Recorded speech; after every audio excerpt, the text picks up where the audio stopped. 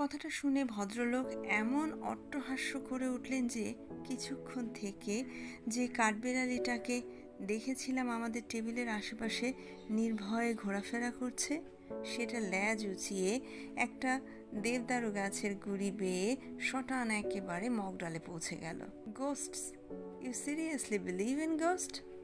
আজকের দিনে, আজকের যুগে? আমি আমতা আমতা করে বললাম, একটা কৌতূহল থাকতে ক্ষতি কি? এমনও তো হতে পারে যে ভূতেরও একটা বৈজ্ঞানিক ব্যাখ্যা আছে, যেটা 10 বছরের মধ্যে জানা যাবে। ব্যানার্জির হাসি তবুও থামে না। লক্ষ্য করলাম ভদ্রলোকের দাঁতগুলো ভারী ঝকঝকে ও মজবুত।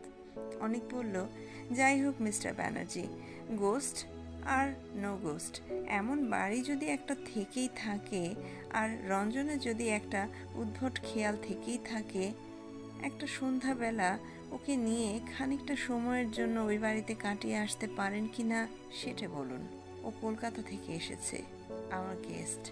ওকে তো আর আমি একা যেতে দিতে পারি না সেখানে। আর সত্যি বলতে কি, আমি নিজে মানুষটা একটু অতিরিক্ত, যাকে বলে সাবধানী। আমি যদি নিয়ে যাই তাহলে বোধহয় ওর সুবিধের চেয়ে অসুবিধেই বেশি। মিস্টার ব্যানার্জি তার শার্টের পকেট থেকে একটা বাঁকা পাইপ বার করে তার মধ্যে তামাক গুছতে গুছতে বললেন, আমার আপত্তি নেই, তবে আমি যেতে পারি কেবল একটা কন্ডিশনে। আমি সঙ্গে শুধু একজনকে নেব না, দুজনকেই নেব। কথাটা শেষ করে ব্যানার্জি আবার হাসলেন, আর তার ফলে এবার চারপাশের গাছ থেকে 4-5 রকমের পাখির চিৎকার আর ডানা ঝাপটানোর আওয়াজ শোনা গেল। অনেকের মুখ কিঞ্চিত ফ্যাকাশে দেখালেও সে আপত্তি করল না। কি নাম বললেন বাড়িটার? ব্যানার্জি জিজ্ঞেস করলেন। এভারগ্রিন লজ, ফ্রেজার টাউনে। তাই তো বলছে ডায়েরিতে। ভদ্রলোক পাইপে টান দিলেন। ফ্রেজার টাউনে সাহেবদের কিছু পুরনো বাড়ি আছে বটে, কটেজ টাইপের। এনিওয়ে, যেতেই যদি হয় তো দেরি করে লাভ কি? হোয়াট অ্যাবাউট আজ বিকেল, এই ধরুন 4টে নাগাদ?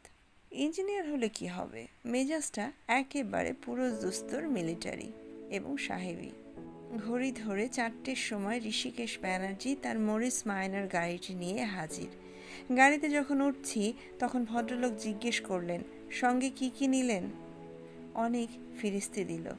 একটা 5 সেলের টর্চ, 6টা মোমবাতি, ফার্স্ট এড বক্স, একটা বড় ফ্লাক্স ভর্তি গরম কফি, 1 বাক্স হ্যাম স্যান্ডউইচ, 1 প্যাকেট তাস, মাটিতে পাতার চাদর, মশা তাড়ানোর জন্য 1 টিউব ওডোমস। আর অস্ত্রশস্ত্র? ব্যানার্জি জিজ্ঞেস করলেন। ভূতকে কি অস্ত্র দিয়ে কিছু করা যায়? খিরি রঞ্জন, তো সাইমনের ভূত কি সলিড নাকি? যাই হোক, মিস্টার ব্যানার্জি গাড়ির দরজা বন্ধ করে বললেন, আমার কাছে একটা ছোটোখাটো আগ্নেয়াস্ত্র আছে, সুতরাং সলিড লিকুইড নিয়ে চিন্তা করার কোনো প্রয়োজন নেই। গাড়ি ছাড়ার পর ব্যানার্জি বললেন, এভারগ্রিন লজের ব্যাপারটা একেবারে কাল্পনিক নয়। আমি একটু অবাক হয়ে বললাম, আপনি কি এর মধ্যে খোঁজ নিয়েছেন নাকি? ব্যানার্জি রীতিমতো কসরতের সঙ্গে 2টো সাইকেলের চালককে পাশ কাটিয়ে বললেন, I am a very mathematical man, mister Sengupta. যেখানে যাচ্ছি সেই জায়গাটা অ্যাটল আছে কি না সেটা সম্বন্ধে আগে থেকেই খোঁজ নিয়ে রাখা উচিত নয় কি? ওদিকটা শ্রীনিবাস দেশমুখ থাকে, আমরা একসঙ্গে গল্ফ খেলি, অনেক দিনের আলাপ। সকালে এখান থেকে ওর বাড়িতে গেছিলাম, বলল এভারগ্রিন লজ বলে একটা 1তলা কটেজ নাকি প্রায় 50 বছর থেকে খালি পড়ে আছে। বাড়ির বাইরে বাগানে বছর 10 আগে পর্যন্ত লোকে পিকনিক করতে যেত, এখন আর যায় না। খুব নিরিবিলি জায়গায় বাড়িটি। আগেও নাকি একটানা বেশি দিন কেউ বাড়িতে থাকেনি, তবে হন্টেড হাউস বলে কেউ কোনোদিন অপবাদ দেয়নি বাড়িটাকে।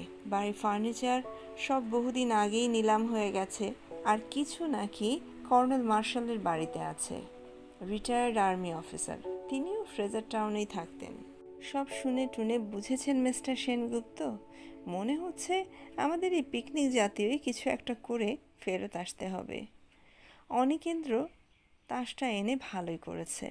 ব্যাঙ্গালোরের পরিষ্কার প্রশস্ত রাস্তা দিয়ে গাড়ি করে যেতে যেতে বারবারই মনে হচ্ছিল যে শহরটা এতই অদ্ভুত যে এখানে একটা হানাবাড়ির অস্তিত্বই কল্পনা করাই কঠিন। কিন্তু তারপরেই আবার মনে পড়ে যাচ্ছিল ব্রাউন সাহেবের ডায়েরির কথা।